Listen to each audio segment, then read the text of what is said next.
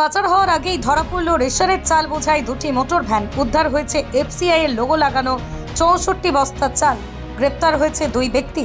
সোমবার রাতেই নদিয়ার গয়েশপুর ফাঁড়ির পুলিশ অভিযান চালিয়ে ঘটনাস্থল থেকে একজন এবং পরে অপর মূল অভিযুক্তকে বাড়ি থেকে গ্রেপ্তার করে। পুলিশ সূত্রে জানা যায়, গোপন সূত্রে খবর পেয়ে গয়েশপুর ফাঁড়ির পুলিশ কল্যাণী থেকে হরিণঘাটার দিকে যাচ্ছিল এমন দুটি মোটর ভ্যানকে আটকায়।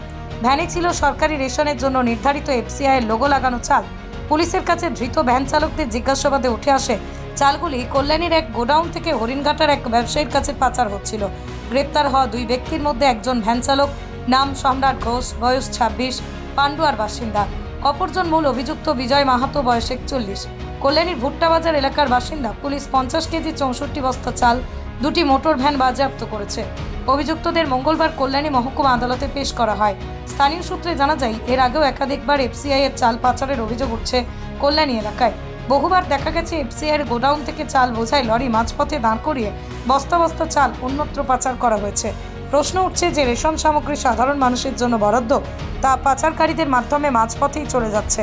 পুলিশের এই অভিযান বড় সাফল্য হলেও এখন নজর প্রশাসনের আর কি ব্যবস্থা নেওয়া হয় এই চক্রের বিরুদ্ধে, যাতে ভবিষ্যতে আর রেশন পাচার না হয়। কম খরচে মোটর বাইক কিনতে চান? স্বপ্নের বাইকের খোঁজ করছেন আপনি? তাহলে আর দেরি কেন, আজই আসুন এনসি পাল অটো প্যালেসে। হিরো, হোন্ডা এবং টিভিএস কোম্পানির যাবতীয় মোটর বাইক পেয়ে যাবেন এখানে।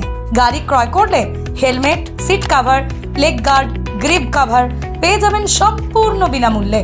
এছাড়াও 500 টাকার পেট্রোলের ভাউচারও দেওয়া হয়। গাড়ি বিক্রয় ও সার্ভিসিংও করা হয় আমাদের এখানে।